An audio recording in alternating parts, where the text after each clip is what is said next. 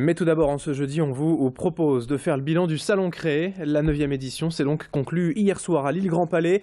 3 jours pour tout savoir de la création d'entreprise avec 200 exposants au rendez-vous, mais un peu moins de monde que prévu cette année. 13 000 visiteurs enregistrés au lieu des 18 000 attendus. Le bilan est tout de même très positif selon la Chambre de commerce et d'industrie qui évoque des demandes de renseignements très concrètes, des visiteurs déterminés et motivés avec un projet déjà bien établi. La marque Salon Créé semble désormais bien ancrée dans la région avec des personnes de retour d'une année sur l'autre, même si évidemment 60% des visiteurs sont des nouveaux venus, des créateurs d'entreprises. Le salon est aussi l'occasion pour certains territoires de se faire connaître et d'attirer d'éventuels investisseurs et créateurs d'entreprises. C'est le cas de la communauté d'agglomération d'Hénin-Carvin. Explication au micro de Xavier Silly. Comme dispositif, quand nous accompagnons tout porteur de projet à la communauté d'agglomération, donc déjà de 1, c'est le conseil. De 2, on analyse en fait l'ensemble des besoins de l'entreprise et on lui propose des solutions immobilières et foncières en fonction de ses besoins spécifiques. Ensuite, quand on a un porteur de projet avec un investissement assez lourd, de type grande industrie, logistique, avec beaucoup de création d'emplois, on a un dispositif de création d'aide à l'emploi, c'est 3 000 euros par emploi créé. Avec nous, tout ce qui compte, c'est un prévisionnel sur 3 ans et un investissement nécessitant une création d'emplois supérieure à 10. L'actualité sociale est également à la une ce jeudi matin avec ces images de la manifestation des ambulanciers hier à Lille.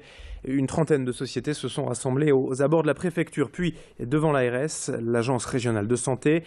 Les syndicats dénoncent une série de récentes mesures du gouvernement qui, je cite, tirent vers le bas la profession en dégradant la qualité sanitaire du service pour le patient. Les syndicats demandent notamment la hausse du tarif de la garde départementale, stable depuis 11 ans selon eux et qui ne correspond plus aux réalités actuelles. Ils dénoncent également la concurrence des taxis et autres VTC non adaptés selon eux au transport des patients. On écoute les explications de ce responsable syndical au micro de Pauline Lermite. On roule pratiquement pour rien et on sort pas on sort très peu. Et ça nous oblige maintenant, je dirais, à couper court à la garde départementale et à licencier. On va se mettre hors la loi alors qu'on pourrait la revaloriser sans problème, avec des propositions que l'on peut faire. De quelle sorte ? Alors les propositions, c'est qu'on ne toucherait pas forcément à l'enveloppe de 346 €, mais on pourrait limiter l'abattement de 60% sur la facturation du transport kilométrique. On pourrait le ramener à 50, 30, 40. 7h18 en direct sur Grand Lille TV, on enchaîne dans ce journal avec ces images pour évoquer le chantier d'une nouvelle ligne électrique enterrée entre Avelin et Orchy. Les travaux ont démarré début août et devraient se poursuivre jusque l'été prochain. Il s'agit de sécuriser et de garantir l'alimentation électrique de toute la PVL. Le territoire est pour l'instant desservi par une unique ligne haute tension. L'objectif est donc de renforcer l'offre et de pallier aux éventuelles coupures en cas d'intempéries.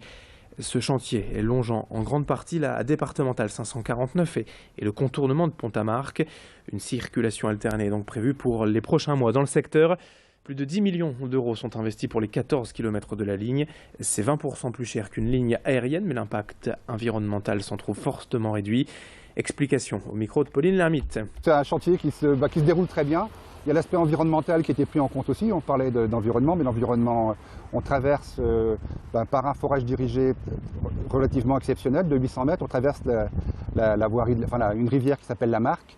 Et toute la zone humide, c'est un milieu toujours très sensible et qu'il faut préserver. Donc cette technique a été employée pour ça. Donc un forage dirigé de 800 mètres, il faut vraiment des moyens très spéciaux. Et cette technique a permis de préserver le milieu de la Marque et toute la zone inondable même, parce que c'est une zone humide et également inondable. Enfin, quelques images aussi pour évoquer l'Eurobasket. L'équipe de France joue ce soir, je vous le rappelle, en demi-finale contre l'Espagne à 21 h au stade Pierre-Mauroy. Il reste des places si vous souhaitez aller encourager les Bleus. Mais ce match est à suivre également gratuitement et en public depuis la place de la République sur l'écran géant. Et cette semaine, c'est bien toute l'agglomération qui vit au rythme du basket et de l'Euro. Hier, les joueurs du LMBC, le Lille Métropole Basket Club, étaient présents dans une grande enseigne de sport à Villeneuve-d'Ascq pour une initiation auprès du public. Quelques quelques échanges avec les clients, surtout les plus jeunes, visiblement très heureux d'essayer de mettre des paniers. L'entraîneur de l'équipe de France de basket par 3 était également présent pour une démonstration. Xavier Silly a pu rencontrer ces joueurs lillois qui profitent de ce moment pour parler basket. Le plaisir de partager, vraiment une pratique du basket pour tous. C'est un peu la philosophie qu'on a voulu amener aujourd'hui avec le lancement de ces produits. Et on reste vraiment dans la philosophie de la marque qui est de faire découvrir le basket et que le basket soit accessible pour tous. Il y a une grande concentration de joueurs qui sont actuellement sur l'île, donc on en profite vraiment pour faire découvrir le plus d'activités possible. Et il faut en profiter. C'est pas tous les ans qu'on va accueillir l'Eurobasket, surtout en France. C'est un honneur aussi d'accueillir un tel événement en France. On espère avec une fin heureuse pour nous. Mais bon, on en profite, c'est vraiment une belle promotion pour le basket. Allez, fin de ce journal. Dans un instant, à suivre la météo du jour et l'infotrafic en temps réel. 7h21 en direct sur Grand Lille TV. Très bon réveil à toutes et à tous.